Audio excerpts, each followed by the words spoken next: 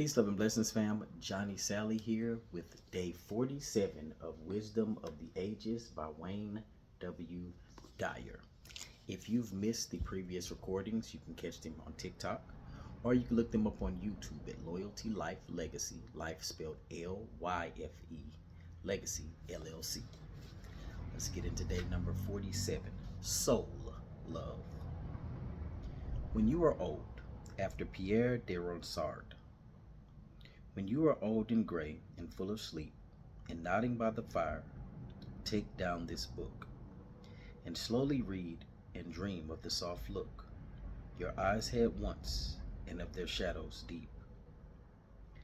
How many love your moments of glad grace, and love your beauty with love false or true? But one man loved the pilgrim soul in you, and loved the sorrows of your changing face. And blending down beside the glowing bars, murmur, a little sadly, how love fled, and paced upon the mountains overhead, and hid his face amid a crowd of stars. For Anne Gregory, never shall a young man, thrown into despair by those great honey-colored ramparts at your heart, love you for yourself alone, and not your yellow hair. But I can get a hair dye and set such color there, brown or black or carrot, that young men in despair may love me for myself alone, and not my yellow hair. I heard an old religious man but yesternight declare that he had fought a text to prove that only God, my dear, could love you for yourself alone, and not your yellow hair. William Butler Yeats. Irish poet and dramatist William Yeats is generally considered one of the greatest poets of the 20th century. William Butler Yeats was a fascinating visionary who sought wisdom and brotherhood through mysticism and loved to write of the soul's cry for release from the material world of circumstance. Indisputably, one of the most significant modern poets and renowned as a dramatist, Yeats was an Irish national politician when Ireland became a free state in 1922. And he received the Nobel Prize for Literature in 1923. He was consumed by his interest in the occult and magic, as well as the sinister forces that seemed to be drawing the world toward a cataclysmic battle of good versus evil. He transitioned shortly before the outbreak of World War II. In addition to writing of Ireland, Yeats wrote of a love that transcended preoccupation with physical beauty. He had fallen in love with Maud Gonne, an Irish beauty who was also brilliant and a rebel, and whose passion was lavished on Ireland. She rejected Yeats' overtures and refused his proposal of magic. Interestingly, Maud's daughter also later rejected his proposal of marriage. He had many loves, but was not married until the age of 52. The two selections here represent his poetic embrace of love that is inspired by more than a physical attraction. In 1907, Yeats had traveled through Italy with Anne Gregory, a beautiful woman with golden hair. He writes to her that only God, my dear, could love you for yourself alone and not your yellow hair. This same theme appears in When You Are Old. How many loved your moments of glad grace, and love your beauty with love false or true? But one man loved the pilgrim soul in you, and loved the sorrows of your changing face. Here, he says to you and me, the truest test of love has nothing to do with appearance, and though I admire your outward beauty, I urge you to love as God does, for yourself alone. One of my most memorable moments as a doctoral student in the 1960s occurred during a seminar in an advanced course on counseling psychology taught by the most prestigious professor at the university. I, along with 11 other students, studied the research and conclusions on self-actualization, including the specific characteristics of highly functioning people. These exceptional people, some of them historical figures, were called self-actualizers. The purpose of this advanced seminar was to teach us how to identify these traits and to help others embrace them to live fuller and more deeply passionate lives. The traits of these self actualizers included appreciation for beauty, sense of purpose, resistance to enculturation, welcoming the unknown, high enthusiasm, inner directedness, detachment from outcome, independence of the good opinions of others, an absence of a compelling need to exert control over others. Each week, we discussed the strategies we could employ as therapists to encourage clients to become self actualized. At the halfway point of the semester, our distinguished professor gave the midterm examination, which consisted of only the following question.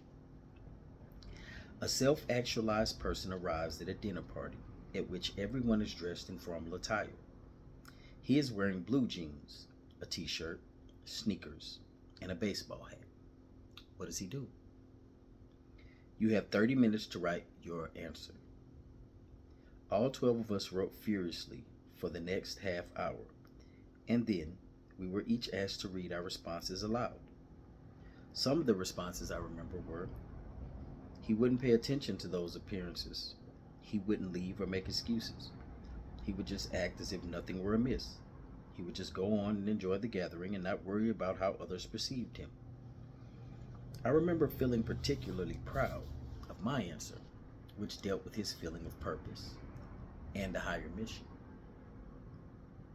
When all of us had finished reading our answers, our professor said, I'm sorry, you have all failed the midterm exam.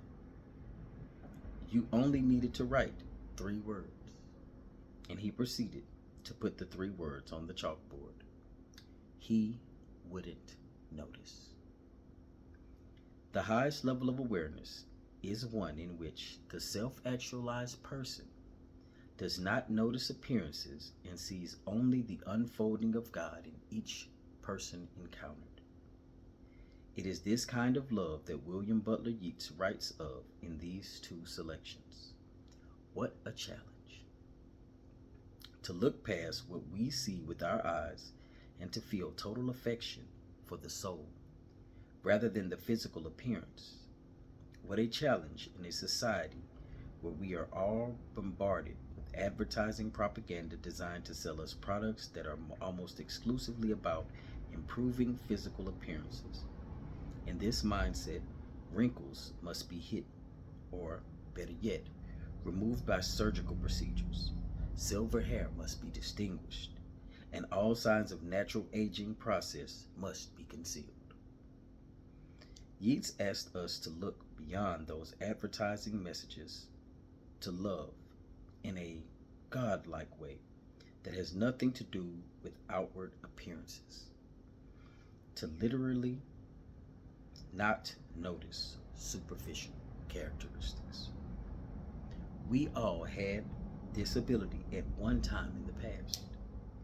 There was a time when we didn't notice the color of the skin or the shape of a playmate's eyes. When the conditioning process of our culture took over, we began to identify more on the basis of the appearance of the container than on the soul inside the package. 4 of the most beautiful lines of poetry I've ever read are in one of my favorite Yeats poems, Sailing to Byzantium. An aged man is but a paltry thing, a tattered coat upon a stick, unless soul clap its hands and sing, and louder sing, for every tatter is its mortal dress. As physical beings, we are all eventually heading toward being a tattered coat upon a stick. If we love only for what we observe with our senses, that becomes a paltry thing indeed. But when the soul claps its hands and sings, the aging part becomes insignificant. Yeats asks you to first look beyond the superficial, and then, when this becomes your self-actualized way of being, to get to the point where you don't even notice. Let the soul of those you love receive your attention, and while you're at it, do yourself a favor and let your own soul clap its hands and receive your applause. Love yourself as God does, for yourself alone. Here are some suggestions for adopting this kind of love into your life. 1. Begin to see yourself as a soul with a body rather than a body with a soul. Look at those indicators of aging as merit badges and try to look past them into the part of yourself that has never aged and never will. Ignore the incessant propaganda that bombards your consciousness each day, encouraging you to hang on to eternal youth and to judge yourself and others on the basis of appearances only. Be proud of yourself, not for how you look, but for the content of your character. Repeat often the famous phrase from La Cage à Folie, I am what I am. 3. When meeting others, see first the unfolding of the divine creator of all in those people and resist the temptation to talk about the superficial traits that you've been trained to focus on. Simply comment on others on the basis of their inner beauty and refuse to partake of gossip that emphasizes appearances. And 4. When telling the person that you love of your feelings, emphasize what you truly love about them rather than how they happen to look. Talk to their eternal soul rather than the garage that houses it. Soul love within itself can definitely be difficult because as you grow spiritually, you begin to love people on a much deeper level. That doesn't mean you're going to like some of the things that they do, especially when they have a different level of understanding. Because when you get to that point of self-actualization that, as he described, I'll go back and read over again. When you reach the point of self-actualization that includes appreciation for beauty, sense of purpose, resistance to enculturation, that's a heavy one. Welcoming the unknown, high enthusiasm, inner directedness, detachment from outcome is another heavy one. Independence of the good opinion of others is also another one. An absence of compelling need to exert control over others. Those three within themselves, the resistance to enculturation, the detachment from outcome, and the absence of compelling need to exert control over others, many don't even realize they do that so unconsciously. So if you can operate and not have to be or take on the approval of somebody else to know who you are, if you can identify yourself without the accolades being repeatedly touted about you, you've moved to a different level. If you can operate in how a person moves, it shows you how to deal with them. Most often people will say, oh, that person changed, and not realize, oh, they're just responding to what I did to them. When you begin to operate from those faculties, it can almost make it very, very difficult to deal with the average person on an everyday basis. Because even now, more so, people are so completely distracted. I can literally pull up to a drive-thru and say, hey, give me a number 1 with cheese, with a Sprite. And I will hear, okay, you want a number 1? Yes, please. Do you want cheese? Yes. What kind of drink? And this is one of the reasons why AI is going to take over. And hopefully in that, I would like to think that it would give humanity more of a space to become more self-actualized. I ask you to practice self-actualization. Be more intentful in the things that you say and do. If you agree to something today and a situation arises tomorrow of the same lens, be conscious of the things that you've said previously. If you deal with someone in a certain way, especially that affects them either negatively or something that was done in a petty moment, be careful about how you respond then to how they're responding to you, unless you feel it's okay to be toxic, rude, and disrespectful, because that is the lowest level of self-actualization, which is nowhere near actualization. It's a lack of accountability. It's a lack of respect for others. It's a lack of love for yourself, because now you're not going to be able to receive the truest aspect of love from the individual that you were dealing with, no matter how bad they may want to give it to you.